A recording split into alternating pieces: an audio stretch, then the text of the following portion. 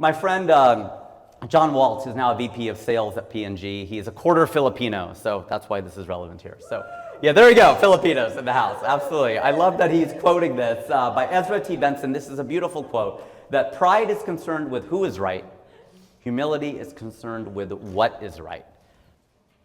Sometimes office politics can wear us out, and Asians don't tend to necessarily swim in that water as well, because a lot of these institutions were built by white, cis-het white males, right? Not good, not bad, but the farther away you are from that, it's sort of vibrating at a different frequency from you, right? For us, though, I think it is a little difficult to navigate, and we could always be worried about who's going to mess us over and worry about office politics, but I find it's better just to trust people, and occasionally the price you'll pay for that is you will get burnt. But the other way to go about it, if you're constantly suspicious, is to live in constant suspicion. And I feel like that causes me way more stress than every now and then maybe getting burnt. Reduce miscommunication. I made a number of changes to my style, and this has saved me a lot of frustration. One of them is to find out if your manager or your audience, do they like to read first or listen first? This is a big one, because sometimes people like to read first. They want an email in their inbox, they want to go through all the charts and the attachments, and then they want a meeting. Other people are completely other way around. They're like, no, don't talk to me in the hallway, okay? Go ahead and, they want to be cornered in the hallway. Some people do, and some people want it the other way around. And that miscommunication happens all the time. They're like, well, I wish you would have just talked to me about it first without sending me all of this stuff. And some people like it the other way around. So I think that's a really, really important thing to keep in mind. Closing the loop with people is really, really effective. A lot of time people will introduce me to people. It happens a lot in entertainment, but it happened a lot in engineering too, where I wanted a mentor, or I wanted some advice from somebody. Go back and close the loop with the person who made the introduction. People don't do that a lot of the time. Like, oh, what happened with that thing? Did that happen? And if you go back and you say, hey, thanks, I ended up meeting with David and we had a great conversation, that will go a long way to relationship building. I'm not going to play this clip because it's been seen 26 million times on YouTube. You've probably seen it. If not, maybe you've heard of it. You can YouTube it. It's called It's Not About the Nail. And it is a great conversation between a man and a woman about whether she wants him to solve her problems or not. But one of my managers at the Page had a great philosophy. So when I sat down with him, he had all these rules for engagement of how to work with him and for him. And he goes, well, you work for me, so I can wear 3 hats. He goes, when you come to my office, I'm your boss. I have an evaluator hat on. So when you bring a memo to me and you present it to me, I'm evaluating you. That is my job. I am your boss, okay? You could fix that. I can wear another hat. It's called sounding board. All you had to do when you came in here was write draft at the top of it. And I will be a sounding board for you. I will help you craft this memo. We'll go back and forth. I may still be evaluating you because I'm your boss, but at the same time, you've lowered the expectation because you haven't presented it as a formal finished document. Because the third hat I wear is called Venter.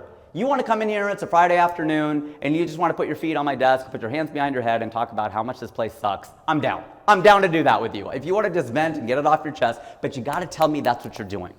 And it works in personal relationships too. I've done with my wife. It works. I mean, I can't wear a evaluator hat. She made that very clear. She goes, no evaluator hat. You don't get to wear that one, okay? But she goes, this is really helpful sometimes, where I go, I just wanted you to listen, right? People say that all the time. All I wanted was, sometimes you just want someone to put their arm around you and go, that really sucks. I'm sorry you're going through that. That's all I needed. I didn't need you to try to fix it, okay? But other times, I do want your input. Well, tell me that then. Tell me that that's what you wanted.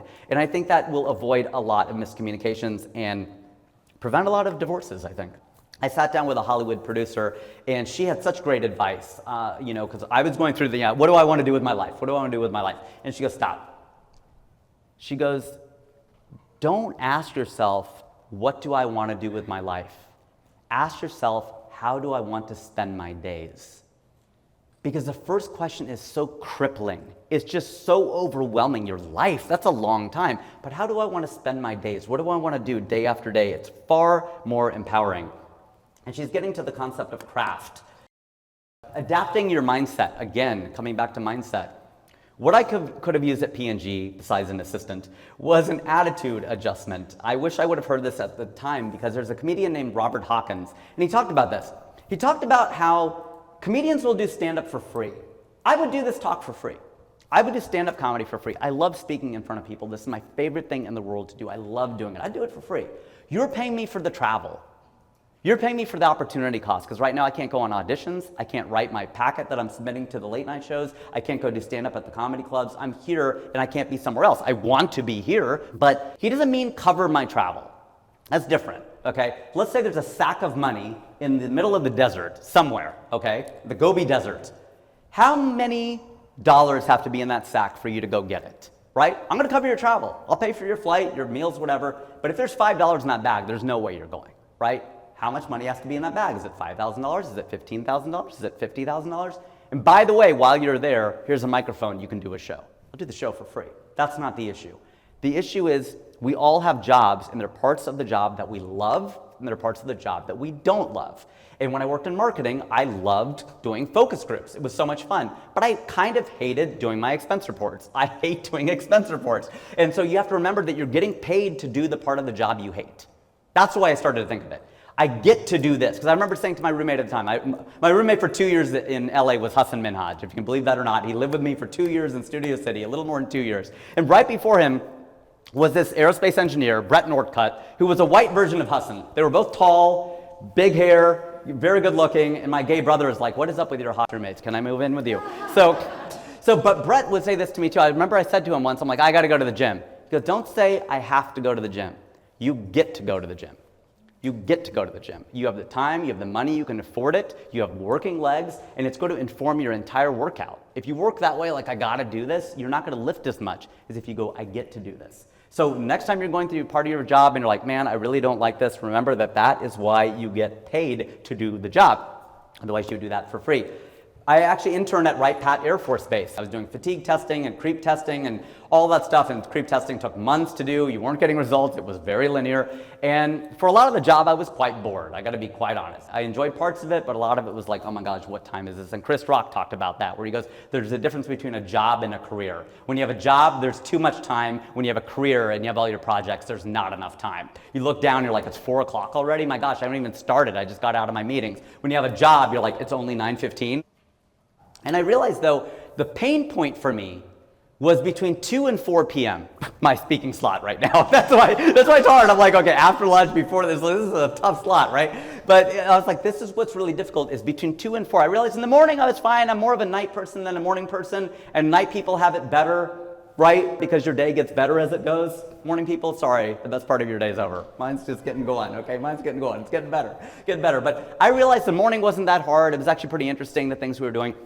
Lunch was fun, of course, and then we're leaving at 5 o'clock. So by the time you get to 4, you're fine. You have about another hour, 45 minutes, you're good.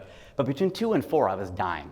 I was like, this is really tough. I'm like, okay, then at 2 o'clock, I'm gonna go to the vending machine, I'm gonna get a Coca-Cola, and at 3 o'clock, I'm gonna go get a cup of tea or a cup of coffee. And that got me through that period of 2 to 4. And I realized, I don't really hate my life. I just hate 2 hours times 5. I hate 10 hours of my life every week.